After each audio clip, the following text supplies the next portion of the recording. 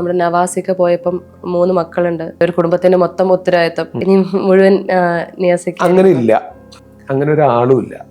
എല്ലാവരുടെ ഉത്തരവാദിത്വം അവരവരിൽ തന്നെയാണ്. പിന്നെ അവരെ സംബന്ധിച്ചിടത്തോളം നവാസ് അധ്വാനിച്ച് വെച്ചതുണ്ട്. ഒരു 4-5 കോടിയുടെ അസറ്റ് അവനുണ്ട്. രഹന തന്നെ ആരും ഡിപ്പെൻഡ് ചെയ്യാൻ ആഗ്രഹിക്കുന്നില്ല. നമുക്ക് ചെയ്യാൻ പറ്റാത്തതിൽ വേദനയുണ്ട്, അങ്ങേയറ്റം സന്തോഷിക്കുന്നുണ്ട്. കാരണം അങ്ങനെ പറയാൻ പ്രാപ്തരായല്ലോ അവര്. ചേച്ചി ഇപ്പൊ എങ്ങനെയാ റീകവറായ? സമയമെടുക്കും. നമ്മൾ എങ്ങനെ പറഞ്ഞാലും അവരുടെ മാനസികാവസ്ഥ എന്താണെന്നുള്ളത് നമുക്ക് പറയാം. കുറേ സമയമൊക്കെ വളരെ ബെറ്റർ ആയിട്ടിരിക്കും, വേറെ ചില സമയങ്ങളിൽ വളരെ ഡൗൺ ആവും. അതെത്ര വന്നാലും ചില ഓർമ്മകൾ വരുമ്പോൾ നമ്മളത് വേട്ടയാടിക്കൊണ്ടിരിക്കും. രഹനത്തെ ഒരു ഇന്റർവ്യൂല് പറഞ്ഞിട്ടുണ്ടായിരുന്നു, നവാസിക്ക് ഇല്ലാതെ എനിക്ക് ജീവിക്കാൻ പറ്റില്ല. അത് ഏതൊരു ഭാര്യയ്ക്കും അങ്ങനെയാണ്. അല്ല, അതങ്ങനെയാണല്ലോ. എൻ്റെ ഭാര്യയ്ക്കും അങ്ങനെ പറ്റില്ല. ഭാര്യ ഇല്ലാതെ എനിക്കും ജീവിക്കാൻ പറ്റില്ല. അങ്ങനെ തന്നെയാണ് നമ്മുടെ ആ ബന്ധത്തിന്റെ തീവ്രതയാണത്. ഒരു അപ്രതീക്ഷ വിയോഗമായിരുന്നു അല്ലേ? എപ്പോഴും ആള് കൂടെ ഉള്ളതുപോലെ തന്നെയാണ് സംസാരിക്കുന്നത്.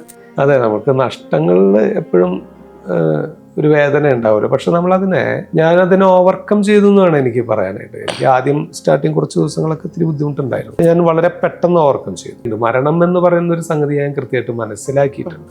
അതെ, അത് നമുക്കിടയിലുള്ള ആ ഒരു ബന്ധങ്ങളുടെ, അല്ലെങ്കിൽ നമ്മൾ കരുതി വെച്ചിട്ടുള്ള ചില സംഗതികളുടെ പര്യവസാനത്തിലുണ്ടാവുന്ന വേദനയാണ്. നിങ്ങൾ തമ്മിലുള്ള ആ ഒരു ആത്മബന്ധം എങ്ങനെയാണ്? പല ആളുകളും ഞാൻ നവാസിന്റെ അനുജനായിട്ടാണ് വിചാരിച്ചു വെച്ചിരിക്കുന്നത്. അതെ, എന്റെ 2 വയസ്സിന് താഴെ. ഞങ്ങള് 3 പേരാണ്. ഞാൻ, നവാസിന്റെ താഴെ നിസാമുദ്ദീൻ എന്ന് പറഞ്ഞ ആൾ. അതില് നടുക്കുള്ള ആളാണ് പോയത്. ഉമ്മാനൊക്കെ സംബന്ധിച്ചിടത്തോളം അത് ഒരിക്കലും താങ്ങാൻ പറ്റില്ല. ഞങ്ങള് ജ്യേഷ്ഠാനുജന്മാരെന്നുള്ള ഒരു ഇതൊന്നും അല്ല. ജ്യേഷ്ഠാനുജൻ എന്നുള്ള നിലയ്ക്ക് ഞങ്ങൾ അടിയുണ്ടായിട്ടുള്ളൂ. ചെറുപ്പം മുതലേ, വളരെ ചെറുപ്പം മുതൽ എന്തെങ്കിലും ഒരു കാര്യം, ഇപ്പൊ വീട്ടിലൊരു കാര്യം എന്നോട് പറഞ്ഞു കഴിഞ്ഞാൽ അവനോട് പറ, ഞാൻ മാത്രം പോകാൻ പറ്റുമോ എന്ന് പറഞ്ഞിട്ടുള്ള വഴക്ക് ചെറുപ്പം മുതലുണ്ട്. അപ്പോൾ ഞങ്ങൾക്കിടയിൽ അങ്ങനെ ഒരു ജ്യേഷ്ഠനാണ് അനുജനാണെന്നുള്ളൊരു സംഗതി. പിന്നെ ഈ 2 വയസ്സ് വ്യത്യാസമല്ലേ ഉള്ളൂ. സാഹോദര്യ ബന്ധത്തിനേക്കാൾ കൂടുതൽ ഞങ്ങൾക്കൊരു സുഹൃത്ത് ബന്ധമാണ് ഞങ്ങൾക്കിടയിലുണ്ട്. നമ്മൾ കൃത്യമായിട്ട് മനസ്സിലാക്കി വെച്ചിട്ടുള്ളൊരു കാര്യമില്ലേ, നമുക്കെല്ലാവർക്കും അറിയാലോ ഒരു ദിവസം മരിക്കുന്നുള്ളത് അല്ലേ. എന്നിട്ടും നമ്മൾ വാവിട്ട് കരയും. നമുക്ക് കൃത്യമായിട്ട് അറിയാവുന്നൊരു കാര്യമാണെങ്കിലും നമ്മൾ വാവിട്ട് നിലവിളിക്കും. അത് സഹിക്കാൻ പറ്റാത്തൊരു വേദന തന്നെയാണത്. പ്രാർത്ഥിക്കുക എന്നുള്ളത് മാത്രമാണ്. മരണപ്പെട്ടവർക്ക് വേണ്ടി നമുക്കൊന്നും ചെയ്യാനില്ല. ജീവിച്ചിരിക്കുന്നവർക്ക് വേണ്ടിയാ എന്തെങ്കിലുമൊക്കെ ചെയ്യാനുള്ളൂ. ഇഞ്ചി my meal partner. Hi, hello, welcome to main stream 1. It's me Nimisha Ram. ഇന്ന് നമ്മുടെ കൂടെ എത്തിയിട്ടുള്ളത് മലയാളികളെ ഏറെ ചിരിപ്പിക്കുകയും ചിന്തിപ്പിക്കുകയും ചെയ്ത മഹാനായ നടൻ അബൂബക്കറിന്റെ മകനും മഹാനായ മറ്റൊരു നടൻ കലാഭവൻ നവാസിന്റെ സഹോദരനും മറിമായം എന്ന സീരിയലിലൂടെ തൻ്റെതായ വ്യക്തിമുദ്ര പതിപ്പിച്ച അതുല്യ കലാകാരൻ കലാഭവൻ നവാസ് നമ്മുടെ കൂടെ എത്തിയിട്ടുണ്ട്. നമസ്കാരം. നമസ്കാരം. എന്തൊക്കെയാ, സുഖായിരിക്കണോ? ഇങ്ങനെ പോണു. നോമ്പ് തുടങ്ങിയില്ലേ? നോമ്പ് തുടങ്ങി. അപ്പൊ നോമ്പ് തുടങ്ങിയിട്ട് എങ്ങനെയുണ്ട്? ആദ്യത്തെ ദിവസമാണ് ഇന്ന്, ഫസ്റ്റ് ഡേ ആണ്. അത് പിന്നെ അങ്ങനെ 30 ദിവസത്തോളം. ശരിക്കും മറിമായത്തിലെ ശീതളൻ അല്ലേ? ശീതളനും കോയും ഒക്കെ ആയിട്ട് വരാറുണ്ട്. ശീതളനും കോയും. പക്ഷെ ശീതളനെ ഒരുപാട് പേര് അക്സെപ്റ്റ് ചെയ്ത ഒരു കഥാപാത്രമാണല്ലേ. നമ്മുടെ സ്വീകരണ മുറിയിൽ എത്തിയിട്ട് നമ്മുടെ കുടുംബത്തിലെ ഒരു അംഗമായി മാറി ഒരുപാട് ചിരിപ്പിച്ച കഥാപാത്രം. ആ കഥാപാത്രത്തിനെ കുറിച്ച് പറയും. കാണുമ്പോൾ തന്നെ നമ്മൾക്ക് എല്ലാവരുടെയും മനസ്സിൽ ഭയങ്കര സന്തോഷമാണ്. കാരണം ആ കഥാപാത്രം എന്ന് പറഞ്ഞാൽ അത്രയും നമ്മളെ എല്ലാവരെയും ഇൻഫ്ലുവൻസ് ചെയ്തിട്ടുണ്ട്. കഥാപാത്രത്തിനെ കുറിച്ച് നിങ്ങളാണ് പറയേണ്ടത്. ഞാൻ അഭിനേതാവ് മാത്രമാണ്. അല്ല, കോമഡി സംബന്ധിച്ചിടത്തോളം നമ്മൾ ചെയ്യുന്നത് എങ്ങനെയാണ് പ്രേക്ഷകർ വിലയിരുത്തുന്നതെന്നാണ് നമ്മൾ അറിയാൻ ആഗ്രഹിക്കുന്നത്. ശരിക്കും സീരിയലുകൾ എന്നൊക്കെ പറയുമ്പോൾ ഒരുപാട് ടെൻഷനും സ്ട്രെസ്സൊക്കെ കൊണ്ടാണ് ഒരു കാലത്ത് എല്ലാവരും കണ്ടിരുന്നത്. പക്ഷെ മറിമായ എന്ന് പറയുന്നത് നമുക്കൊരു സ്ട്രെസ് റിലീഫാണ് അല്ലേ. എല്ലാ തരത്തിലുള്ള ഏജ് ഗ്രൂപ്പിലെ ആൾക്കാർക്കും വാച്ച് ചെയ്യാൻ പറ്റിയൊരു സീരിയൽ. അത് പിന്നെ ഒരു ഇൻഫർമേറ്റീവ് പ്രോഗ്രാം ആണല്ലോ, അതും സറ്റയറാണ്. അപ്പൊ ആളുകൾക്ക്, എനിക്ക് തോന്നുന്നത് ഈ ചാനലിലൊക്കെ വാർത്ത മാത്രം കാണുന്ന ഒരുപാട് ആളുകളുണ്ട്. വേറെ പ്രോഗ്രാം ഒന്നും അവർ കാണില്ല. അവര് പോലും മറിമായം കാണുന്നുണ്ട്. അപ്പൊ അതൊരു വലിയ കാര്യമാണ്. അപ്പോൾ കുട്ടികളും അതെ. പല സ്ഥലത്തും ചിലപ്പോൾ മാതാപിതാക്കൾക്ക് കുട്ടികളാണ് കാണിച്ചു കൊടുക്കുന്നത്. ദേ പോണു നമ്മുടെ കോയ, ദേ പോണു മറിമായത്തിലെ ശീതളൻ എന്നൊക്കെ പറഞ്ഞ് ചൂണ്ടിക്കാണിക്കുന്നത് നമുക്കറിയാം. ചിരിപ്പിക്കുക എന്ന് പറയുന്നത് ചെറിയൊരു കാര്യമല്ല അല്ലേ? തീർച്ചയായിട്ടും ഒരു വലിയ കാര്യം. നമുക്ക് ചിരിക്കാൻ പറ്റുക, മനസ്സ് തുറന്ന് ചിരിക്കാൻ പറ്റുക എന്ന് പറയുന്നത്. അപ്പോഴ് പല മഹാന്മാരായിട്ടുള്ള കലാകാരന്മാരും മുൻപേ പറഞ്ഞിട്ടുള്ള കാര്യമാണ്. ഒരു സെന്റിമെന്റ്സ് ഒരു സീൻ ചെയ്തിട്ട് ഒരാള് കരഞ്ഞില്ലെങ്കിലും പ്രോബ്ലം ഇല്ല, പക്ഷെ ഒരു ഹ്യൂമർ പറഞ്ഞിട്ട് ഒരാൾ ചിരിച്ചില്ലെങ്കിൽ വലിയ പരാജയമാണത്. അപ്പൊ അത് വലിയ റിസ്ക് ആണ്. ഈ ഒരുപാട് ചിരിപ്പിക്കുന്ന ആൾക്കാർക്ക് ഒരുപാട് ദുഃഖം ഉള്ളിലുണ്ടാവും എന്നൊക്കെ പൊതുവെ പറയാറുണ്ട്. എങ്ങനെയാണ് നിയാസിക്ക പൊതുവെ പുറമെ ചിരിക്കുന്ന പോലെ വളരെ തമാശയുടെ കുടുംബത്തിൽ എങ്ങനെയാ? അല്ല, ഫാമിലി നമ്മളിവിടെ വളരെ ഫ്രണ്ട്ലി ആയിട്ടാണ്. അല്ലാതെ അങ്ങനെ ഇവിടെ എല്ലാവരും അതെ, നമ്മളെ മക്കളും വൈഫൊക്കെ എല്ലാവരുമായിട്ട് വളരെ അല്ല, തമാശ ആസ്വദിക്കുന്ന തമാശ പറയുന്ന ആളാണോ? അങ്ങനെ നമുക്കൊരു തമാശ പറയാൻ പറ്റില്ല. നിങ്ങളൊരു തമാശ പറയുന്ന അങ്ങനെയല്ല, നമുക്ക് അങ്ങനെയാ ക്യാരക്ടേഴ്സ് കാണത്തില്ലേ ചില വീട്ടിൽ. ഇപ്പം ഒരുപാട് തമാശ പറയുന്ന ആളാണ് എന്താണല്ലേ ഒരു ഹ്യൂമർ സെൻസ് എന്ന് പറയുന്ന ഒരു സംഗതി ഉണ്ട്. അത് നമുക്കുണ്ടെങ്കിൽ നമ്മൾ ചിലപ്പോ ഏത് ദുഃഖത്തിൽ നിൽക്കുമ്പോഴും ചിലപ്പോ ആ ഹ്യൂമർ സെൻസ് ഉള്ളവര് അതിനെ ഒരു തമാശയാക്കി അങ്ങ് തള്ളും. ആ ഒരു സ്വഭാവം നമ്മളെ ഹ്യൂമർ സെൻസ് ഉള്ള എല്ലാവർക്കും ഉണ്ട്. അതിപ്പോ ആർട്ടിസ്റ്റുകളാവണമെന്നൊന്നുമില്ല. ഒരുപക്ഷെ ആർട്ടിസ്റ്റുകളായിട്ട് നമ്മൾ കാണുന്നതിനേക്കാൾ വളരെ രസകരമായിട്ട് സംസാരിക്കുന്ന ആളുകൾ അതല്ലാത്ത പൊതുജനങ്ങളുടെ ഇടയിൽ ഒരുപാട് പേരെ എനിക്കറിയാം. ഒരുപക്ഷെ അവർ പറയുന്ന ഈ ഹ്യൂമറൊക്കെ കേൾക്കുമ്പോൾ നമ്മൾ വിചാരിക്കും ഇവരൊക്കെ ശരിക്കും സ്റ്റേജിൽ, പക്ഷെ അവർക്ക് സ്റ്റേജോ സിനിമയോ ചെയ്യാൻ പറ്റില്ല. അവരൊരു ആക്ടറല്ല, പക്ഷെ ഹ്യൂമർ നന്നായിട്ട് അടിയും. അപ്പൊ അത് അങ്ങനെ ഒരു സെൻസ് നമുക്കുണ്ട്. അതിപ്പോ നമ്മൾ വീട്ടിലും ഒക്കെ എവിടെയാണെങ്കിലും നമ്മൾ അങ്ങനെ ഒരു ഒരു ഈ പണ്ടത്തെ തമാശയും ഇപ്പോഴത്തെ പുതിയ ഫിലിമിൽ കാണുന്ന തമാശയും തമ്മിൽ നല്ല ഡിഫറൻസ് ഇല്ലേ? പണ്ടത്തെ ഫിലിമിൽ വർക്ക്ഔട്ട് ആയിട്ടുള്ള പല തമാശ സീനുകളും കോമഡി സീൻസും ഇന്നാണെങ്കിൽ ഒരു പക്ഷേ വർക്ക്ഔട്ട് ആകില്ല ഇന്നത്തെ ഫിലിമിൽ ഇട്ട് കഴിഞ്ഞാൽ. ആ ഒരു ഡിഫറൻസിനെ എങ്ങനെയാ നോക്കിക്കാണുന്നത്? അത് നമുക്ക് അങ്ങനെ തമാശ ഒരു പ്രത്യേക കാറ്റഗറിയിൽ ഉൾപ്പെടുത്താനൊന്നും പറ്റില്ല. സിറ്റുവേഷനാണ് അതിന് കാരണം. ഇപ്പൊ നമ്മൾ ഒരാളുടെ വളരെ ദുഃഖമായിട്ടുള്ളൊരു കാര്യമായിരിക്കും ചിലപ്പോൾ നമുക്ക് തമാശയായിട്ട് മാറുന്നത് അല്ലേ? ഒരാൾ ബസ്സിൽ നിന്ന് ഇറങ്ങുന്ന സമയത്ത് അയാളുടെ മുണ്ടഴിഞ്ഞു പോകുമ്പോൾ അത് കണ്ട് ചിരിക്കുന്ന ആൾക്കാരുണ്ട്. പക്ഷെ അയാളെ സംബന്ധിച്ചിടത്തോളം ആലോചിച്ച് നോക്കും, ആ സാഹചര്യത്തിൽ അയാൾക്ക് വളരെ വിഷമം ഉണ്ടാക്കിയിട്ടുള്ള ഒരു കാര്യമായിരിക്കും അത്. അപ്പോ പലപ്പോഴും സിറ്റുവേഷൻസ് എങ്ങനെ വർക്ക്ഔട്ട് ആവുന്നതിനനുസരിച്ചാണ് തമാശയായിട്ട്. അതേപോലെ നമ്മുടെ ദിലീപേട്ടനൊക്കെ പണ്ടത്തെ ഈ പറക്കും തളികയിലൊക്കെ നമ്മുടെ ഹരിശ്രീ അശോകനെ ചേട്ടനെ അടിക്കുന്ന ഒരു സീനൊക്കെ ഉണ്ട്. അത് വളരെ തമാശയോടെയാണ് നമ്മൾ ആ ടൈമിൽ നോക്കി കണ്ടത്. ഒരുപക്ഷെ ഇന്നാണെങ്കിൽ അതിന്റെ വിമർശന ബുദ്ധിയോടെ ഒരു കൂട്ടം ആൾക്കാർ അത് ചെയ്തത് ശരിയായിട്ടില്ല, നായകൻ സഹനടനെ അടിക്കുന്നു, അത് വലിയ ഹീറോയിസ് ആയിട്ട് കാണുന്നു എന്നുള്ള രീതിയിൽ ചർച്ചയാകാറുണ്ട്. ഇപ്പം മുന്നേ അതിനൊന്നും ആരും എന്താ പറയാ ഒന്നും വിലയിരുത്തില്ല അല്ലെ? അതൊരു തമാശയായിട്ട് ആസ്വദിച്ചങ്ങ് പോകും. ആരും അതിൽ കൂടുതൽ ഡിഗ് ചെയ്തിട്ട് അതിലുള്ള വേറെ വശങ്ങളൊന്നും കാണില്ല. പക്ഷെ ഇന്ന് ഒരു കൂട്ടം ആൾക്കാർ അതിനെ വിമർശിക്കാനായിട്ട് ഒരു സ്ഥലത്ത് ഇരിക്കുന്നുണ്ട്. അല്ല, എല്ലാത്തിൻ്റെയും പുറകിൽ ഈ പറഞ്ഞ പോലെ ശ്രദ്ധ ആകർഷിക്കുക എന്നുള്ളതാണ്. ഒരാള് ചെയ്യുന്ന ശരിയോ തെറ്റോ അതിൽ ശ്രദ്ധ ആകർഷിക്കാൻ ഞാൻ എന്ത് ചെയ്യണമെന്ന് മത്സരിച്ചുകൊണ്ടിരിക്കുന്ന ഒരു കാലഘട്ടമായതുകൊണ്ടാണ് അങ്ങനെ വരുന്നത്. അപ്പൊ നമുക്കൊരു വിഷയം കിട്ടിയ ആ വിഷയത്തെ നമുക്ക് ഏത് രീതിയിലേക്ക് വേണമെങ്കിലും ആക്കാം. നമുക്ക് ശ്രദ്ധ കിട്ടിയാൽ മതി. മറ്റൊരാൾ അതിനപ്പുറത്തുള്ള ആൾ എങ്ങനെ ഫീൽ ചെയ്യുന്നു, അല്ലെ ആൾക്ക് എന്ത് സംഭവിക്കുന്നു എന്നുള്ളത് പ്രശ്നമല്ല. ഇപ്പൊ ഒരുപാട് ആളുകൾ അങ്ങനെ ഇപ്പൊ സോഷ്യൽ മീഡിയയിലാണെങ്കിൽ പോലും ഒരു വിഷയം കൈകാര്യം ചെയ്യുമ്പോൾ അത് മറ്റൊരാളുടെ വിഷമം നോക്കിയിട്ടൊന്നുമല്ല പലപ്പോഴും അവതരിപ്പിക്കുന്നത്. അപ്പൊ ഈ ഹ്യൂമറിന്റെ കാര്യത്തിലാണെങ്കിലും അഭിനയത്തിന്റെ കാര്യത്തിലാണെങ്കിലും ഒക്കെ ആവശ്യമില്ലാത്തതും പറയുന്ന പോലെ നമുക്ക് തോന്നിപ്പോവാറുണ്ട്.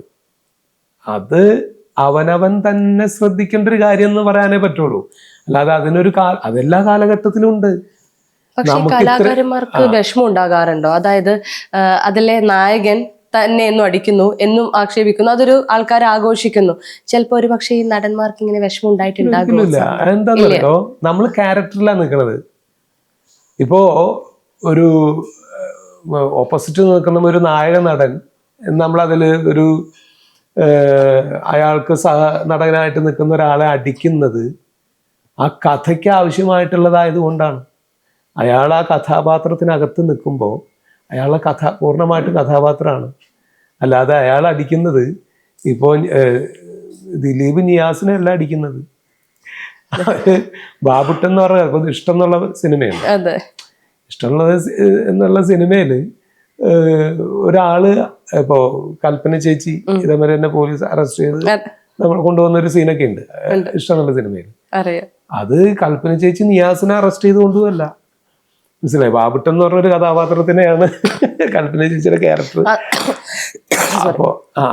ആക്ച്വലി ഒരു കലാകാരന്റെ കഴിവല്ലേ, കഥാപാത്രത്തിന്റെ കഥാപാത്രം അങ്ങനെ ആവണ്ടേ. അങ്ങനെ ആവുമ്പോഴല്ലേ അത് നടനം ആവുള്ളൂ. അല്ലെ, നമ്മള് നടിക്കുകയാണല്ലോ അതൊക്കെ, നമ്മളത് അഭിനയിച്ച് പ്രതിഫലിപ്പിക്കുകയല്ലേ. അല്ലാതെ അതൊക്കെ ജീവിതത്തിലെ കാര്യങ്ങളാന്ന് പറഞ്ഞ് നമ്മൾ ഉൾക്കൊള്ളാൻ തുടങ്ങിയാൽ പിന്നെ എന്തായിരിക്കും സ്ഥിതി? ഒന്നും ചെയ്യാൻ പറ്റില്ലല്ലോ. അങ്ങനെയാണെങ്കിൽ ബലാത്സംഗ സീനൊക്കെ എന്താവും? അതൊക്കെ റിയാലിറ്റി ആയിട്ട് എടുത്തു കഴിഞ്ഞാലേ. ശരി. ഈ കലാഭവൻ എന്നുള്ള ഈ ടൈറ്റില് ഒരുപാട് ഉത്തരവാദിത്വം ഉള്ള ഒരു ടൈറ്റിലാണല്ലേ? അങ്ങനെ ആ ടൈറ്റിൽ വെച്ചിട്ട് ഫിലിമിലോട്ട് കയറുമ്പം എത്രമാത്രം അത് എനിക്കത് ബാധിച്ചിട്ടില്ല. കാരണം ഞാൻ കലാഭവൻ ആർട്ടിസ്റ്റ് അല്ല. പക്ഷെ നവാസാണ് കലാഭവൻ. എല്ലാവരും പറയും, നമ്മളും ഒരു കലാരംഗത്ത് വരുന്ന ഒട്ടുമിക്ക ആളുകളും, മിമിക്രി തലത്തുനിന്ന് വരുന്ന ഒട്ടുമിക്ക ആളുകളും കലാഭവൻ എന്നുള്ള ബാനറിൽ അറിയപ്പെടാൻ ആഗ്രഹിക്കുന്നവരാണ്. അതിന് കാരണം എന്താ വെച്ചാൽ അതിൻ്റെ ഹൈപ്പാണ്. കലാഭവൻ എന്ന് പറയുന്ന അത്രയും വലിയൊരു പ്രസ്ഥാനത്തിൻ്റെ ഒരു വലിപ്പമാണത്. അത് കലാമണ്ഡലത്തിനുണ്ട്, കേരള കലാമണ്ഡലം. ഞാൻ ഇപ്പോൾ ഒരു ശാസ്ത്രീയ കല പഠിച്ചിട്ടുള്ള ഒരാളാണെങ്കിൽ ഞാൻ കേരള കലാമണ്ഡലത്തിലാണ് പഠിച്ചതെന്ന് പറയാനായിട്ട് വലിയൊരു താല്പര്യം ഉണ്ടാവും. ഇല്ലെങ്കിൽ അതിൻ്റെ ഓരം ചേർന്നെങ്കിലൊക്കെ പറയും. അതൊരു ശരിയല്ലായതുണ്ട് അല്ലേ. നമ്മൾ ഒരു സ്ഥലത്ത് ഇപ്പോൾ എവിടെയെങ്കിലും ഉദ്ഘാടനത്തിന് പോകുന്ന കൊടുത്തും ഷീൽഡ് കിട്ടുമ്പോഴാണ് ഞാൻ മനസ്സിലാക്കണം അതിൻ്റെ മുകളിൽ കലാഭവൻ നിയാസ് എന്ന് എഴുതി വെച്ചിട്ടുണ്ടാവും. അത് നമ്മളോട് ചോദിച്ചിട്ടൊന്നുമല്ല, അവരങ്ങോട്ട് എഴുതി വെക്കുകയാണ്. ഞാൻ നിയാസ് ബക്കർ എന്നുള്ള പേരെ പറയണം, എൻ്റെ വാപ്പാടെ പേര് കൂട്ടിച്ചേർത്താണ് ഞാൻ പറയാറ്. അത് കലാഭവന്റെ പേര് വെക്കാൻ ആഗ്രഹമില്ലാഞ്ഞിട്ടല്ല, വെക്കുന്നത് അർഹമല്ലാത്തതുകൊണ്ടാണ്. കാരണം കലാഭവനിൽ ഞാൻ പോയിട്ടില്ല. നവാസ് 8 വർഷത്തോളം കലാഭവനിലുണ്ടായിരുന്നു. 8 വർഷത്തോളം കലാഭവനിൽ പ്രവർത്തിച്ചിട്ടുള്ള ആളാണ്. അപ്പോൾ നവാസിൻ്റെ പേര് അങ്ങനെ വന്നുകൊണ്ട് ആയിരിക്കാം ഒരുപക്ഷെ നവാസാണ് ആദ്യം ഈ പറഞ്ഞ പോലെ രംഗത്ത് വന്നത്. ഞാൻ നാടക ട്രൂപ്പിലായിരുന്നു, അന്ന് മാളച്ചേട്ടൻ്റെ നാടക ട്രൂപ്പിലായിരുന്നു. നവാസ് കലാഭവനിൽ പോണ സമയത്ത് ഞാൻ നാടകത്തിലായിരുന്നു അഭിനയിച്ചിരുന്നത്. എനിക്കിഷ്ടമുള്ള മേഖല നാടകമായിരുന്നു, നവാസിന് മിമിക്രി. അങ്ങനെ രണ്ടുപേരും 2 സ്റ്റൈലായിരുന്നു. നവാസ് ഈ അറിയപ്പെടാൻ ഏറ്റവും കൂടുതൽ സാധ്യത ഉണ്ടായിരുന്ന ഒരു ബാനറായിരുന്നു അത്. അതുകൊണ്ട് കൂടുതലും ആളുകൾ, പിന്നെ നവാസിൻ്റെ കുറേ ഈ ഗൾഫ് ട്രിപ്പുകളൊക്കെ അന്ന് കാസറ്റുകളായിട്ട്, ലെൻസ്മാൻ്റെ ഒരു വേൾഡ് ടൂർ കാസറ്റാണ് ആദ്യം നവാസിനെ കൂടുതലും പ്രേക്ഷകരിലേക്ക് എത്തിച്ചത്. അപ്പം ആ ഒരു ചുവട് പിടിച്ചങ്ങനെ നവാസാണ് മുൻപേ രംഗത്ത് വന്നത് എന്നുള്ളൊരു സംഗതിയുണ്ട്. അപ്പൊ പല ആളുകളും ഞാൻ നവാസിന്റെ അനുജനായിട്ടാണ് വിചാരിച്ചു വെച്ചിരിക്കുന്നത്. താനും അങ്ങനെയാണ് വിചാരിച്ചത്. ശരിക്കും നിങ്ങൾ തമ്മിൽ എന്താ? എന്റെ 2 വയസ്സിന് താഴെയാണ് നവാസ്. അതെ, എന്റെ 2 വയസ്സിന് താഴെ. എനിക്കറിയില്ലായിരുന്നു, ഞാൻ കരുതി അത് ഒരു ചാനൽ പ്രോഗ്രാമിന് ഇതേപോലെ നമ്മുടെ സിദ്ദീഖ, അശോകേട്ടനും സിദ്ദീഖും കൂടിയിട്ട് വളരെ വ്യക്തമായിട്ട്, അത് സിനിമ ചിരിമ എന്ന് പറഞ്ഞ സിദ്ദീഖിന്റെ രീതിയിലുള്ളൊരു പ്രോഗ്രാം ഉണ്ടായിരുന്നു, സിദ്ദീഖയുടെ കമ്പനി. അതെ. അപ്പൊ അന്ന് വളരെ വ്യക്തമായിട്ട് എന്നെ നവാസിനെയും ഒരുമിച്ച് സ്റ്റേജിൽ വിളിച്ച് വ്യക്തമാക്കി പറഞ്ഞു, എന്നാ ഇതോടുകൂടെ എല്ലാം അവസാനിക്കുന്നു ഞങ്ങൾ വിചാരിച്ചു, അതിനുശേഷവും ചോദിക്കും. അപ്പോ പിന്നെ നിവർത്തിയില്ല. അപ്പൊ അങ്ങനെ പറയുമ്പോൾ ശരി, അപ്പൊ തിരുത്തി കൊടുക്കും.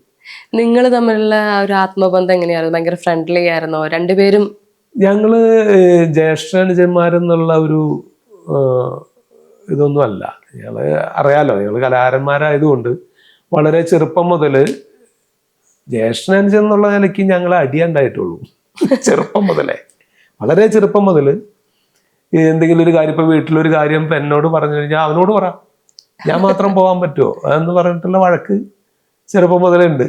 പക്ഷെ ഞങ്ങൾ ഒരുമിച്ച് ഒരുപാട് വേദികൾ, വളരെ ചെറുപ്പം മുതൽ ഒരുപാട് വേദികൾ, നവാസ് കലാഭവന് പോകുന്നതിന് മുൻപും ഞാൻ നാടക ട്രൂപ്പിലേക്ക് പോകുന്നതിന് മുൻപും ഞങ്ങൾ ഒരുമിച്ച് മാട്ടാ പ്രോഗ്രാം എന്ന് പറയും ഞങ്ങളുടെ ഒരു ഭാഷയിൽ, ചെറിയ ചെറിയ പ്രോഗ്രാമുകൾ അമ്പലങ്ങളിലാണെങ്കിലും അവിടെയാണെങ്കിലും ഇവിടെയാണെങ്കിലൊക്കെ ചില പ്രാദേശിക സമിതികളുടെ പ്രോഗ്രാമുകൾ, അതൊക്കെ ഞാനും നവാസും കൂടി ഞങ്ങൾ രണ്ടുപേരും കൂടി ചേർന്ന് അവതരിപ്പിക്കുന്ന ഒരുപാട് പ്രോഗ്രാം.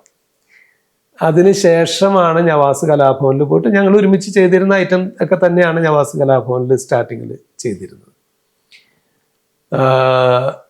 അപ്പോൾ ഞങ്ങൾക്കിടയിൽ അങ്ങനെ ഒരു ജ്യേഷ്ഠനാണ് അനുജനാണെന്നുള്ളൊരു പിന്നെ ഈ 2 വയസ്സ് വ്യത്യാസമല്ലേ ഉള്ളൂ. അതെ, അപ്പൊ അടി ഉണ്ടാവാനുള്ള ചാൻസ് അധികമാണല്ലോ അല്ലേ? അല്ല അടി ഞാൻ പറഞ്ഞത് ചെറുപ്പത്തിൽ നമ്മൾ ഒരുപാട് ഏജ് ഗ്യാപ്പ് ഉള്ളപ്പോൾ ഹ്യൂമർ പറഞ്ഞേ ഉള്ളൂ.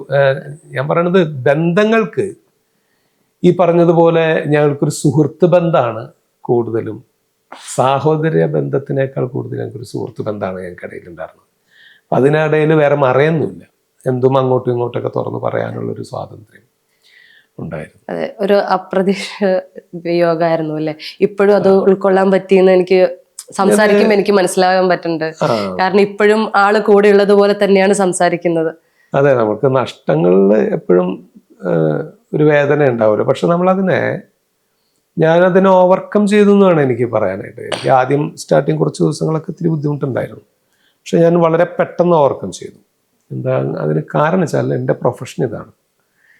ഞാൻ മറുമായത്തിന് ആദ്യം പോകാൻ പറ്റിയില്ല, വരുന്നില്ലെന്ന് പറഞ്ഞു. പിന്നെ എല്ലാവരും കൂടി മറുമായത്തിൽ എല്ലാവരും കൂടി അവിടെ ഇരുന്നിട്ട് എന്തായാലും ഇവിടെ വന്നിരുന്നൊന്നും ചെയ്യണ്ട, കുറച്ച് കഴിയുമ്പോൾ ഓക്കെ ആവും, ഇവിടെ വന്നിരിക്കുന്നതൊക്കെ കാണുമ്പോൾ ചർച്ചയിലൊക്കെ പങ്കെടുക്കുമ്പോൾ ശരിയാവുമെന്ന് പറഞ്ഞ പോലെ തന്നെ ഞാൻ അതിന് ശേഷമാണെന്ന് എനിക്ക്, കാരണം അവിടെ ചെന്ന് പലവരുടെയും ഈ പറഞ്ഞ പോലെ നമ്മുടെ സുഹൃത്തുക്കളുടെ ഉപദേശങ്ങളും കാര്യങ്ങളും അതല്ലാതെ തന്നെ ഞാൻ ഇതിനെ മനസ്സിലാക്കിയിട്ടുണ്ട്. മരണം എന്ന് പറയുന്ന ഒരു സംഗതി ഞാൻ കൃത്യമായിട്ട് മനസ്സിലാക്കിയിട്ടുണ്ട്. അതൊരു വലിയ പ്രോസസ്സിംഗ് ആണ്, പ്രപഞ്ചത്തിന്റെ പ്രോസസ്സിങ്.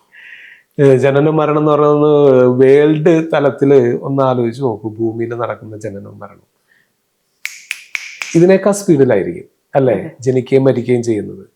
അതിലൊരു നവാസ്, ഒരു നിയാസ്, ആരാ അത് നോക്കുന്നത്?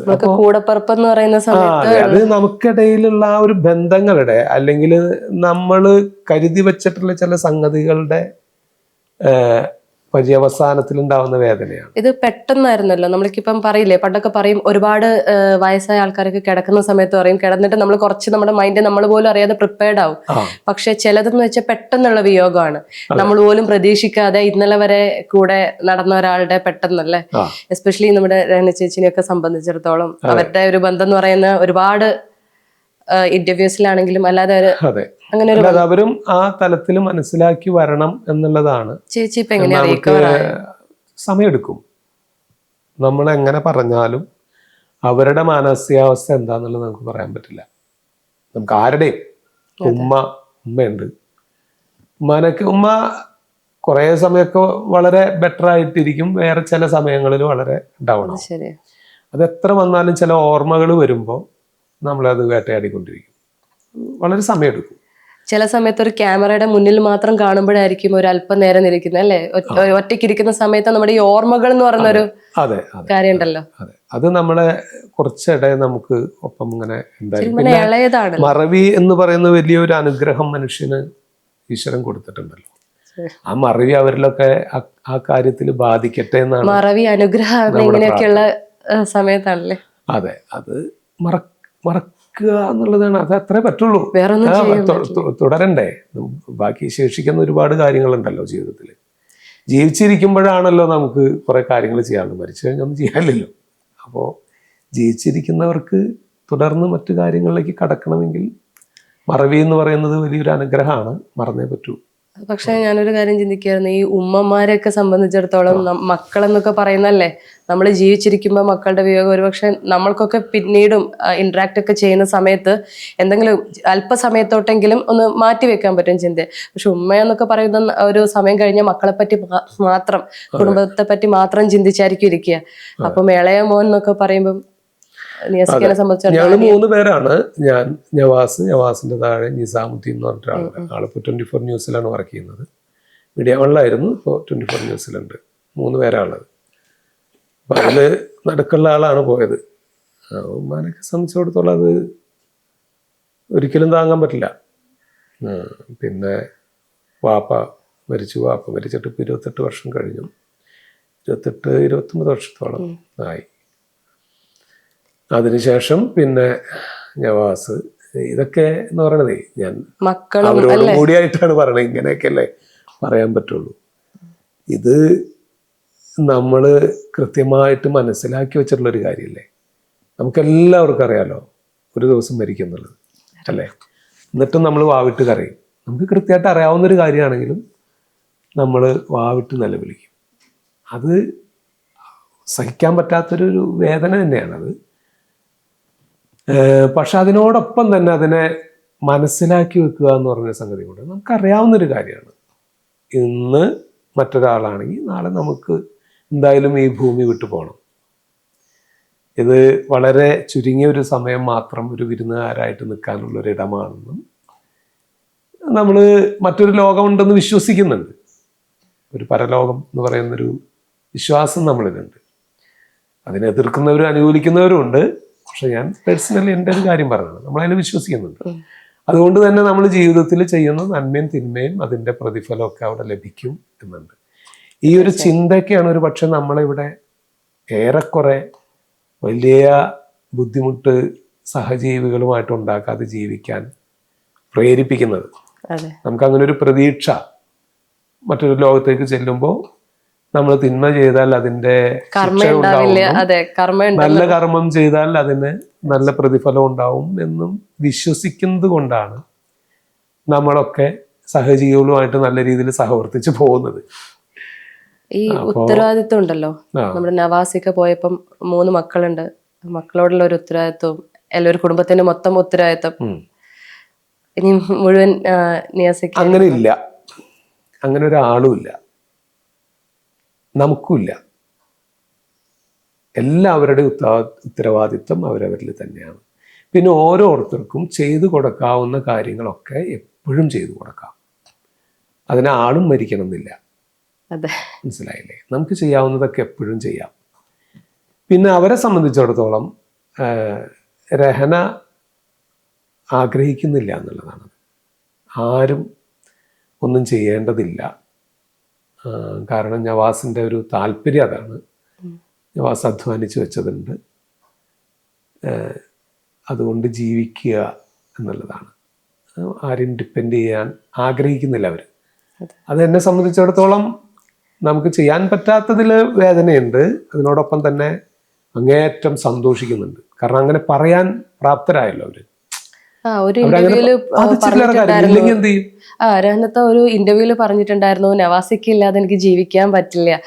അത് ഏതൊരു ഭാര്യയ്ക്കും അങ്ങനെയാണ്. അല്ല, അതങ്ങനെയാണല്ലോ. എന്റെ ഭാര്യയ്ക്കും അങ്ങനെ പറ്റില്ല. അതെ, ഭാര്യ ഇല്ലാതെ എനിക്കും ജീവിക്കാൻ പറ്റില്ല. അങ്ങനെ തന്നെയാണ് നമ്മുടെ ആ ബന്ധത്തിന്റെ തീവ്രതയാണത്.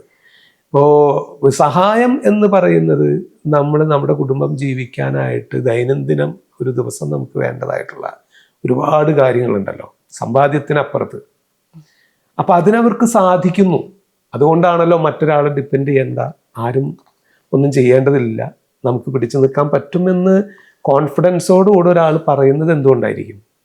അത് നവാസിൻ്റെ, ഞാൻ ഒരു ബിഗ്സിലോട്ട് എൻ്റെ അനുജന ആ കാര്യത്തിൽ കൊടുക്കുകയാണ്. കാരണം അയാളുടെ തീരുമാനവും ആ തീരുമാനത്തിന് അനുസരിച്ച് ഫാമിലിയെ സജ്ജമാക്കുകയും ചെയ്തു എന്നുള്ളതാണ്. അവർക്ക് സമ്പാദിച്ചിട്ടുണ്ട്, അത്യാവശ്യം കുഴപ്പമൊന്നുമില്ല. ഒരു 4-5 കോടിയുടെ അസറ്റ് അവനുണ്ട്. എന്തായാലും സ്ലോലി ഹീൽ ചെയ്യും. അതെ, ഒന്നും പറ്റില്ല എങ്കിൽ പോലും അവർക്ക് ജീവിക്കാം എന്ന് അവര് തന്നെ പറയുന്നു. അത് രഹന തന്നെ ആരും ഡിപ്പെൻഡ് ചെയ്യാൻ ആഗ്രഹിക്കുന്നില്ല. പിന്നെ സൗഹൃദത്തിന്റെ പേരിലൊക്കെ നമുക്ക് ചെയ്യാവുന്നതൊക്കെ അങ്ങനെ ചെയ്യാം. അങ്ങനെ അത്രേ ഉള്ളൂ, വേറൊന്നും അവര് ആഗ്രഹിക്കുന്നില്ല. ഇപ്പോ പ്രകമ്പനം ഇറങ്ങിയല്ലോ അല്ലേ? അത് വളരെ ഒരുപാട് പ്രേക്ഷക പിന്തുണയുണ്ട്. ഒരുപാട് പേര് അഭിനയത്തെക്കുറിച്ച് പുകഴ്ത്തി പറഞ്ഞു അല്ലെ? ഒരുപക്ഷെ ഉണ്ടായിരുന്നെങ്കിൽ നമ്മൾ ഒരുപാട് ആഘോഷിക്കേണ്ട ഒരു നിമിഷമായിരുന്നു. കാത്തിരുന്ന ഒരു മൊമെന്റ് ആയിരിക്കും. ഒരുപാട് അവസരങ്ങൾ ഒരുപക്ഷെ തേടി വന്നേനെ ഈ പ്രകമ്പനത്തിന് ശേഷം അല്ലെ? എന്താണ് ഫിലിം കണ്ടു കഴിഞ്ഞ് തോന്നിയത്? വളരെ നല്ലൊരു മൂവിയായിരുന്നു. അത് മാത്രമല്ല, ഒരു ഹൊറർ ഇതിന് ഇത്രയധികം ഹ്യൂമറായിട്ട് ചെയ്തിട്ടുള്ളൊരു സിനിമ വളരെ മനോഹരമായിട്ട് കൈകാര്യം ചെയ്തിട്ടുണ്ട്. അഭിനയിച്ച എല്ലാ ആർട്ടിസ്റ്റുകളും നന്നായിട്ട് പെർഫോം ചെയ്തിട്ടുണ്ട്. അതിൻ്റെ ക്രൂസിനും ആക്ടേഴ്സിനൊക്കെ ഒരു ഈ പറഞ്ഞ പോലെ അപ്രിസിയേഷന് അർഹിക്കുന്ന ആളുകളാണ്. വളരെ മനോഹരമായിട്ട് കൈകാര്യം ചെയ്ത ഒരു സിനിമയാണ്. എനിക്ക് വലിയ ഇഷ്ടമായി. നവാസിൻ്റെ ഒരു കഥാപാത്രം ഞാൻ ഇതുവരെ കണ്ടതിൽ നിന്ന് വളരെ ഡിഫറെൻ്റ് ആയിട്ടുള്ളൊരു ക്യാരക്ടറാണ്. നവാസ് ഹ്യൂമർ കണക്ട് ചെയ്തിട്ടുള്ള ക്യാരക്ടറാണ് ഇതുവരെ പലതും ചെയ്തിട്ടുള്ളത്. ഹ്യൂമറസ് ആയിട്ടുള്ള കഥാപാത്രങ്ങളാണ് ചെയ്തിട്ടുള്ളത്. പക്ഷേ ഇതിൽ വളരെ സീരിയസ് ആയിട്ടുള്ളൊരു, അതും വളരെ തന്മയത്വത്തോടു കൂടെ വളരെ ഒതുക്കത്തോടു കൂടെ ആ കഥാപാത്രത്തിനെ കൈകാര്യം ചെയ്തിട്ടുണ്ട്.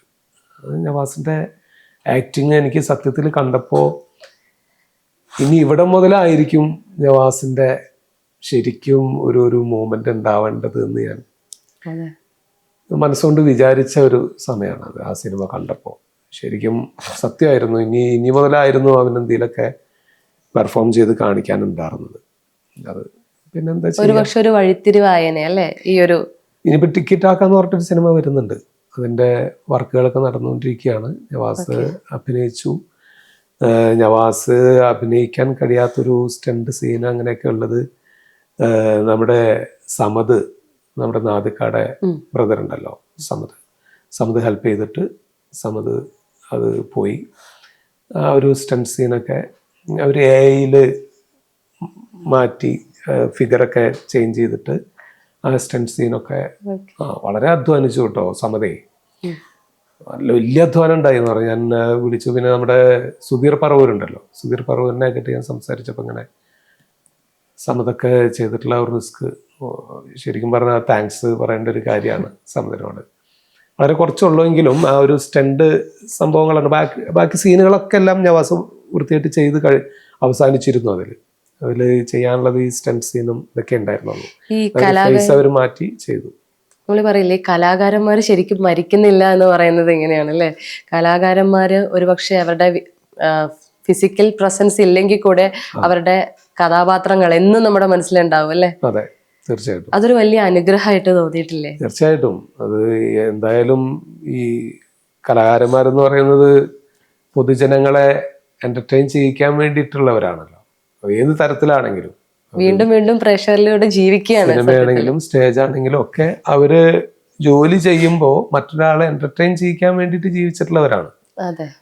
അപ്പൊ അതവര് പ്രേക്ഷകരുടെ ആ ഒരു കുറെ കാലത്തെ അവരെ ആസ്വദിച്ചിട്ടുള്ളതിന്റെ ഒരു പ്രാർത്ഥന തീർച്ചയായിട്ടും അവർക്കുണ്ടാവും. ഭാഗ്യം ചെയ്തിട്ടുള്ളവർ തന്നെയാണ് കലാകാരന്മാർ. ഞാൻ അങ്ങനെയാണ് വിശ്വസിക്കുന്നത്. സത്യം. ശരിക്കും പറഞ്ഞ ഒരു സിനിമയില്ലാത്ത ഒരു ലോകത്തിനെ പറ്റി നമുക്ക് ആർക്കെങ്കിലും ചിന്തിക്കാൻ പറ്റുമോ? നമുക്കൊക്കെ ഒരു എന്റർടൈൻമെന്റ് ഫാക്ടർ തന്നെയാണല്ലേ ശരിക്കും ഒരു മീഡിയ ഫിലിം. ഇതൊന്നും ഇല്ലാതെ സത്യത്തിൽ ഞാൻ പലപ്പോഴും ചിന്തിച്ചിട്ടുണ്ട്, സിനിമ ഇല്ലെങ്കിൽ എങ്ങനെ ജീവിക്കും? അങ്ങനെയൊന്നുമില്ല, അങ്ങനെ പറയാൻ പറ്റില്ല. സിനിമയില്ലെങ്കിൽ വേറെ മാധ്യമങ്ങൾ ഉണ്ടാവും, അല്ലെങ്കിൽ വേറെ പലപ്പോഴും അതും ആക്ടേഴ്സും അല്ലെങ്കിൽ കലാകാരന്മാരും തമ്മിലൊന്നും ഒരു ബന്ധമില്ല കേട്ടോ. അതൊരു മാധ്യമം മാത്രമാണ്. പക്ഷെ ലക്ഷക്കണക്കിന് ആളുകൾ അതുകൊണ്ട് തൊഴിൽ ചെയ്ത് ജീവിക്കുന്നു എന്ന് പറയുന്ന ഒരു ഫാക്ടർ. ലക്ഷക്കണക്കിന് ആളുകൾ, അവർക്കൊന്നും ഗവൺമെന്റ് വേറെ തൊഴിൽ കണ്ടെത്തേണ്ടതില്ല. മനസ്സിലായില്ലേ? മാത്രമല്ല ഗവൺമെന്റിന് വലിയ വിധത്തിൽ നികുതി അടക്കുന്ന ഒരു മേഖലയും കൂടിയാണ്.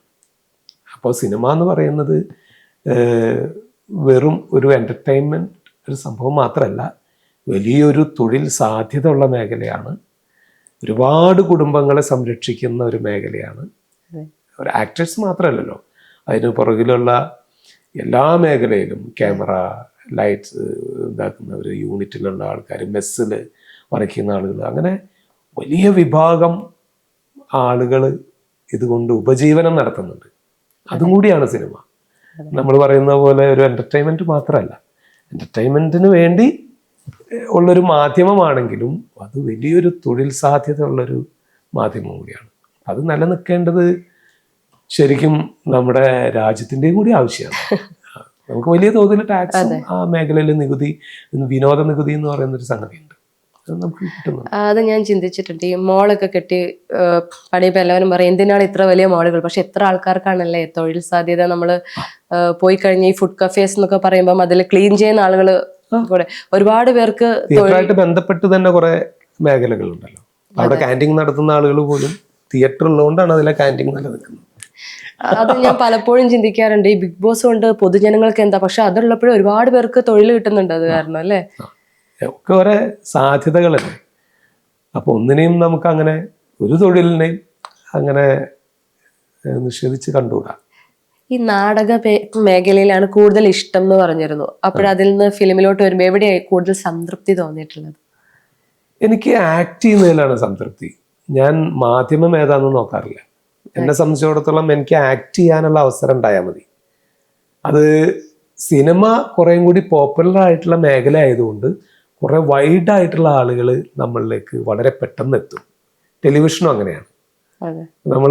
നമ്മളെ സംബന്ധിച്ചിടത്തോളം നമുക്ക് സംതൃപ്തി എവിടെ നിന്ന് ആക്ട് ചെയ്യുമ്പോഴും കിട്ടുന്നുണ്ട്. പ്രത്യേകിച്ച് സ്റ്റേജിൽ നിന്ന് ആക്ട് ചെയ്യുമ്പോൾ നമുക്ക് പൊതുജനങ്ങളുടെ അപ്രിസിയേഷൻ അപ്പം തന്നെ, അവരുടെ ഒരു റിയാക്ട് ചെയ്യുന്നത് നമ്മളപ്പം തന്നെ കേൾക്കുകയല്ലേ. അപ്പോൾ നമ്മളൊരു പെർഫോം ചെയ്യുമ്പോൾ സ്പോട്ടിൽ കയ്യടി കേൾക്കുന്നത് സ്റ്റേജിൽ മാത്രമാണല്ലോ. നമുക്ക് സിനിമ ചെയ്തിട്ട് നമ്മൾ തിയേറ്ററിൽ ചെയ്യുന്നത് എപ്പോഴും ആണ് കേൾക്കുന്നത്. പക്ഷെ ആക്ട് ചെയ്യുന്ന ഒരാൾക്ക് അതിൻ്റെ എന്താ പറയുക, ഫുൾ ഗുണം നമുക്കൊരു എനർജി നമുക്ക് കിട്ടുന്നത് സ്റ്റേജ് പെർഫോമൻസിലാണ്. പക്ഷേ നമ്മൾ ഏറ്റവും കൂടുതൽ ആളുകൾ നമ്മളെ അറിയുന്നതും തിരിച്ചറിയുന്നതും കൂടുതൽ പരിഗണന തരുന്നതൊക്കെ ഈ ബിഗ് സ്ക്രീനിൽ വരുമ്പോഴാണ്. അപ്പം അത് ആഗ്രഹിക്കാത്ത ഒരു ആർട്ടിസ്റ്റുകളില്ല. അപ്പോൾ തുടക്കത്തിൽ ഒരുപാട് ബിഗ് സ്ക്രീനിൽ ഒരുപാട് ചെറിയതായിട്ടും വേഷങ്ങൾ ചെയ്തിട്ടുണ്ട്. പക്ഷെ ഇടയ്ക്കൊരു ഇടവേളയായിരുന്നു. ഓക്കെ, ആ കരിയർ ബ്രേക്കിനെ കുറിച്ച്? അത് ഞാൻ തന്നെയാണ് അതിന് കാരണം. അത് ഞാൻ സ്റ്റേജും സിനിമയും കൂടി ഞാൻ ഒരുമിച്ച് കൊണ്ടുപോയിരുന്ന ഒരാളാണ്. ഞാൻ നാടകത്തിലായിരുന്നല്ലോ. അതെ. അപ്പോൾ അതിനുശേഷം മിമിക്രി ട്രൂപ്പ്, ഞാനും നവാസും കൂടി ഒരു കൊച്ചിൻ ആർട്സ് എന്ന് പറഞ്ഞൊരു ട്രൂപ്പ് തുടങ്ങി. അത് വെച്ച് ഇങ്ങനെ ഒരുപാട് മെഗാ ഷോകൾ, നവാസിൻ്റെ ബാനറിൽ തന്നെയാണ് ഷോസ് പോയിരുന്നത്, കലാഭവൻ നവാസ് എന്നുള്ള ബാനറിൽ. അപ്പോൾ ഞാൻ നാടകത്തിൽ നിന്ന് ഞങ്ങൾ വന്ന് പഴയ ആദ്യത്തെ ഒരുമിച്ചുള്ള പ്രോഗ്രാമുകളൊക്കെ വീണ്ടും തട്ടിക്കൂട്ടി ഞങ്ങൾ ഒരുമിച്ചൊരു ട്രൂപ്പ് കുറേ നാൾ അതങ്ങനെ പോയി. അതിന് ശേഷമാണ് എനിക്ക് സിനിമയിലേക്കുള്ള സിനിമ ഇഷ്ടം എന്നുള്ള പടമൊക്കെ അതിന് മുൻപ് എനിക്ക് ഇങ്ങനെ കിട്ടിയൊരു നാടകത്തിൽ നിന്ന് പോകുന്ന സമയത്ത് തന്നെ കിട്ടിയതാണ്. അതെ അതെ, അടുത്തടുത്തുണ്ടായ സിബ് സാറിൻ്റെ പടമാണ് ഇഷ്ടം. മറ്റു കമൽ സാറായിരുന്നു. എനിക്ക് അങ്ങനെ ഒരു ഭാഗ്യം കൂടി ഉണ്ടായിരുന്നു കേട്ടോ. ഞാൻ എൻ്റർ ചെയ്തത് മുഖം കാണിക്കാൻ ഒരു അവസരം കിട്ടിയത് ഭരതൻ സാറിന്റെ പടത്തിൽ. പക്ഷെ രണ്ട് ക്യാരക്ടർ നമുക്ക് എപ്പോഴും ഓർക്കാൻ പറ്റുന്ന ക്യാരക്ടേഴ്സ് ആണല്ലേ? അതെ അതെ. അപ്പൊ എൻ്റെ സിനിമയിലേക്കുള്ള എൻട്രിയിൽ എനിക്ക് ഏറ്റവും ഭാഗ്യം തോന്നിയിട്ടുള്ള കാര്യങ്ങളാണ് അതൊക്കെ. കാരണം ലെജൻഡുകളായിട്ടുള്ള ഡയറക്ടേഴ്സിന്റെ, ഭരതൻ സാറിന്റെ പടത്തിലൊക്കെ ഒരു മുഖം കാണിച്ചിട്ടുള്ള ആർട്ടിസ്റ്റുകൾ എത്രയുണ്ട് എന്ന് ഇപ്പൊ ചോദിച്ചാൽ ചിലപ്പോൾ വളരെ വിരളമായിരിക്കും. അപ്പൊ അതിലെനിക്ക് ഒരു ഭാഗ്യം കിട്ടിയിട്ടുണ്ട്. രണ്ട് സിനിമയില്, ചമയം എന്നുള്ള സിനിമയിലും വെങ്കലം എന്നുള്ള സിനിമയിലും മുഖം കാണിക്കാനുള്ള ഒരു അവസരം, അത്രയേ ഉള്ളൂ. ഒരു സീൻ, ഒറ്റ സീൻ. അത് എനിക്കൊരു വലിയ ഭാഗ്യമായിട്ട് തോന്നിയിട്ടുണ്ട്. അതിനുശേഷം കമൽ സാറിൻ്റെ, സിബി സാറിൻ്റെ പടം, ജോഷി സാറിൻ്റെ പടത്തിലൊക്കെ എനിക്ക് അവസരം ലഭിച്ചിട്ടുണ്ട്. അന്നത്തെ ഇന്നത്തെയും ലെജൻഡുകളാണ് അവർ. അവരുടെ ഒക്കെ പടത്തിൽ വരാൻ പറ്റിയിട്ടുണ്ട്. തിരിച്ചെപ്പോഴാണ് നമുക്ക് സിനിമയിലോട്ട് ഇനി വീണ്ടും പ്രതീക്ഷിക്കാൻ പറ്റുമോ? സിനിമകൾ ഇപ്പോൾ ഈ വർഷം എനിക്ക് കുറെ നല്ലൊരു മൂമെന്റ് ആണ്. ഞാനിപ്പോൾ അതിനിടയ്ക്കും സിനിമകൾ ചെയ്യുന്നുണ്ട്. ഈ പ്രാവൻകൂട് ഷാപ്പ് എന്നുള്ള സിനിമയിൽ വളരെ ഡിഫറെൻ്റ് ആയിട്ടുള്ള ഒരു ക്യാരക്ടറാണ് ഞാൻ ചെയ്തത്. പുള്ളി എനിക്ക് ഈ പൊറിഞ്ചുമറയും ജോസിലും വളരെ ഡിഫറെൻ്റ് ആയിട്ടുള്ളൊരു ഫിഗറാണ് എനിക്കുണ്ടായിരുന്നത്. പല്ലൊക്കെ വെച്ച് ജോഷി സാർ എന്നെ പറഞ്ഞിട്ട് ചെയ്തിട്ടുള്ളതാണ്. എൻ്റെ ഒരു മാറ്റം വേണം, ഈ മറിമായത്തിൽ ചെയ്യുന്ന ആ ഒരു ഇതായിട്ട് ഒന്നും വരരുത്, ചേഞ്ച് വേണം എന്ന് പറഞ്ഞിട്ട് റോണക്സ് ആണ് അതും ചെയ്തത്. ഭയങ്കര കരവിരുതാണ് പുള്ളി. അപ്പോൾ എനിക്ക് ഇതിന് ശേഷം ഈ പ്രാവൻകൂട് ഷാപ്പ് എന്നുള്ള ആ ഒരു ക്യാരക്ടർ, ആ ഒരു അപ്പിയറൻസ് ചെയ്തതിന് ശേഷം കുറച്ച് ഏജ്ഡ് ആയിട്ടുള്ള ക്യാരക്ടേഴ്സ് എനിക്ക് അന്വേഷണം വന്നു തുടങ്ങി. ഇപ്പോൾ ധൂമകേതു എന്നുള്ളൊരു സിനിമ നടന്നുകൊണ്ടിരിക്കുന്ന ഒരു സിനിമ, അത് വളരെ നല്ലൊരു ക്യാരക്ടറാണ്. അതിൽ ഒരു മൊട അമ്മാവനായിട്ടുള്ള ഒരു ക്യാരക്ടറാണ്. പിന്നെ ഇത് നമ്മുടെ പ്രഥമ ദൃഷ്ട്യാ കുറ്റക്കാരൻ, പിന്നെ അതിരടി, പിന്നെ സ്വാമിയും വർക്കിയും, അത് പഴയ നമ്മുടെ അമ്പിളി സാറ് ചെയ്തിട്ടുള്ള സിനിമയാണ്. ഇനി ഇപ്പൊ നമ്മൾ ചെയ്തപ്പോൾ ജോയിൻ ചെയ്തൊരു സിനിമ, അതിൻ്റെ പേര് ഇട്ടിട്ടില്ല, മുഹസിൻ പെരേരയും സക്രിയയാണ്. അവർ രണ്ടുപേരും ആണ് അതിൻ്റെ സംവിധാന രംഗത്ത്. സുഡാനി എന്നുള്ള സിനിമ ഒക്കെ ചെയ്തില്ലേ? Sudani from Nigeria. ഒരു 4-5 സിനിമകൾ ഈ വർഷം 2026 തുടക്കത്തിലേ നമ്മൾ ജോയിൻ ചെയ്തു. എനിക്കൊരു നല്ല മൂവ്മെന്റ് ആയിട്ട് തോന്നുന്നുണ്ട് അത്. അതെ, ഞാൻ പറയട്ടെ, ഈ കോമഡി കഥാപാത്രത്തിന് ഒരു ചേഞ്ച്, അതായത് ജഗദീഷ് ചേട്ടനൊക്കെ ഇടയിൽ കോമഡി കഥാപാത്രമൊക്കെ മാറി ഒരു ചേഞ്ച് കൊണ്ടുവന്നതിന് ശേഷം ഒരുപാടല്ലേ, അതിനുശേഷം പല പല ഡിഫറെന്റ് ക്യാരക്ടേഴ്സ് ആണ് ചെയ്യുന്നത്. അതുപോലെ ഒരു പക്ഷേ അല്ല, നമുക്ക് അങ്ങനെയുള്ള പല ക്യാരക്ടേഴ്സും ആണ് ഇനി നമുക്ക് അങ്ങനെ കോമഡി ഒന്ന് വിട്ടുപിടിച്ച് കുറച്ച് വില്ലൻ കഥാപാത്രം, കോമഡി വിട്ട് എന്നുള്ളതല്ല, ഇതില് ക്യാരക്ടറിൽ ഇത്തിരി കൂടി നമ്മൾ ചെറുപ്പമായിട്ടുള്ള വേഷങ്ങളിൽ നിന്ന് കുറച്ചും കൂടി ഏജഡ് ആയിട്ടുള്ള ക്യാരക്ടേഴ്സ് ആണ് ഇപ്പൊ വരുന്നത്. ഹ്യൂമർ ഉള്ളത് തന്നെയാണ്, ഹ്യൂമർ ഉണ്ട് അല്ലാത്തതുകൊണ്ട്. ഇപ്പൊ ഞാൻ ഹാൽ എന്ന് പറഞ്ഞിട്ട് സിനിമ ചെയ്തു, അതിൽ ഒരു സീരിയസ് ആയിട്ടുള്ള ഒരു ക്യാരക്ടർ, സീരിയസ് അല്ല, മനസ്സിലായി, ഉള്ളത്. അതെ അതെ അതെ, അത് ഷൈനികത്തിന്റെ എളാപ്പയായിട്ടുള്ള ഒരു ക്യാരക്ടർ ചെയ്തത്. കുറച്ചുള്ളൂ എങ്കിലും എനിക്ക് വളരെ ഇഷ്ടമായി. ചെറുപ്പത്തില് എനിക്കൊരു കലാകാരനാവണം അല്ലെങ്കിൽ സിനിമയിൽ എത്തണം തന്നെയാണോ ചിന്തിച്ചത്, അതോ? തീർച്ചയായിട്ടും നമ്മൾ ആഗ്രഹിക്കുന്നത് തന്നെയാണ് നമ്മൾ ആയിത്തീരുന്നത്. നല്ലതുപോലെ ആഗ്രഹിച്ചിട്ടുണ്ട്, നല്ല ആഗ്രഹം ഉണ്ടായിട്ടുണ്ട്. അതിനുവേണ്ടിയുള്ള പ്രവർത്തനം നമുക്ക് എങ്ങനെ മൂവ് ചെയ്യേണ്ടതെന്ന് അറിയാത്ത ഒരു പ്രശ്നം ഉണ്ടായിരുന്നുള്ളൂ. ഇടക്കാലത്ത് വെച്ചിട്ട് കുറച്ച് സിനിമയിൽ ഉണ്ടായിരുന്നില്ല എന്ന് പറഞ്ഞു. ഈ മറിമായത്തിൽ എത്തുന്നതിന് തൊട്ട് മുൻപായിട്ടായിരുന്നു അത്. എന്ന് പറഞ്ഞാൽ നമ്മൾ കൂടുതലും ഈ സ്റ്റേജ് ഷോ, ഈ വിദേശത്തേക്കൊക്കെ ധാരാളം ട്രിപ്പുകൾ അന്ന് ഉണ്ടായിരുന്നു. USA, UK, പിന്നെ ഗൾഫ് രാജ്യങ്ങളിൽ, എല്ലായിടത്തും എല്ലാ കോണ്ടിനെന്റിലും പോയി, അന്റാർട്ടിക്ക ഒഴികെ. അപ്പോൾ ഏഷ്യയിൽ നമ്മളുണ്ടല്ലോ, ബാക്കി എല്ലാ സ്ഥലത്തും കാലുകുത്താൻ പറ്റിയിട്ടുണ്ട്. അപ്പോൾ ആ സമയത്ത് ഇങ്ങനെ ഷോസ് ഒക്കെ എടുക്കുന്ന സമയത്ത് ഒരുപാട് ചാൻസ് വന്നപ്പോൾ വരുന്ന സമയത്തൊക്കെ നമ്മൾ ഒരു മാസമൊക്കെയാണ് അന്ന് ട്രിപ്പുകളൊക്കെ പോകണം. അത് അവോയ്ഡ് ചെയ്തിട്ട് സിനിമയ്ക്കൊപ്പം നിൽക്കേണ്ടത് ഞാനായിരുന്നു. സിനിമ നമുക്കല്ലേ ആവശ്യം. അപ്പൊ അത്തരം സമയങ്ങളിലൊക്കെ കുറെ പ്രാവശ്യം വിളിച്ചിട്ട് പിന്നെ ഇല്ലെങ്കിൽ, അവൈലബിൾ അല്ലെങ്കിൽ പിന്നെ അവർ വിളിക്കില്ല. നമ്മുടെ ബന്ധങ്ങളിൽ തീർച്ചയായിട്ടും നമ്മളുടെ നല്ലൊരു ടൈം, നമ്മൾ നഷ്ടബോധം എന്ന് പറയാൻ പറ്റില്ല, നിയോഗമാണ് അത്. നമുക്കതായിരിക്കും അന്ന് ചെയ്യേണ്ടതായിട്ടുണ്ടാവുക, അത് ചെയ്തു. പിന്നെ സിനിമയിൽ നമുക്ക് ഇനിയും ഒരുപാട് നല്ല കഥാപാത്രങ്ങൾ ചെയ്യാനുണ്ട്, ചെയ്യാൻ ആഗ്രഹമുണ്ട്, ചെയ്യാനുണ്ട്. പക്ഷെ അതിന് വേണ്ട രീതിയിലേക്ക് ഉള്ള ഒരു അവസരം എത്തിയിട്ടില്ല എന്ന് എനിക്ക് എപ്പോഴും തോന്നാറുണ്ട്. എനിക്ക് മാത്രമല്ല, എല്ലാ കലാകാരന്മാർക്കും ഉള്ള തോന്നലുകളാണ്. പക്ഷെ എനിക്ക് നമുക്ക് ചെയ്യാൻ പറ്റുന്ന, പലവരും നമ്മളോടും പറയാറുണ്ട്, ഈ മറിമായത്തിലൊക്കെ നിങ്ങൾ എത്ര മനോഹരമായിട്ട് ഇങ്ങനെ. എല്ലാവർക്കും ഇഷ്ടപ്പെടുന്ന ആക്ടറാണ്, ഡയറക്ട്ലി സ്വീകരണ മുറിയിലോട്ടാണ് എത്തിയിരിക്കുന്നത് മറിമായത്തിലൂടെ അല്ലെ. ഒരുപക്ഷെ സിനിമ എന്നൊക്കെ പറയുമ്പോൾ ഒരുപാട് സ്വാധീനിക്കും, എന്നാൽ കൂടെ സീരിയൽ, ഈ പരമ്പര എന്ന് പറയുമ്പോൾ ഡെയിലി നമ്മൾ കാണും അല്ലെ. ഈ എപ്പിസോഡ്സ് എപ്പോഴും റിപ്പീറ്റഡ് വാല്യൂ ഉള്ളതാണ്, നമ്മൾ ഇരുന്നിരുന്ന് കണ്ടുകൊണ്ടിരിക്കും. മറിമായം തീർച്ചയായും എപ്പോഴും എവിടെ നോക്കിക്കഴിഞ്ഞാലും ഒന്നും കിട്ടിയിട്ടില്ലെങ്കിൽ എൻ്റെ വീട്ടിലെ ആൾക്കാരൊക്കെ യൂട്യൂബ് എടുത്തൊക്കെ നോക്കിയിരുന്ന് കാണും, കുട്ടികളും ആസ്വദിക്കും. വളരെ സന്തോഷം.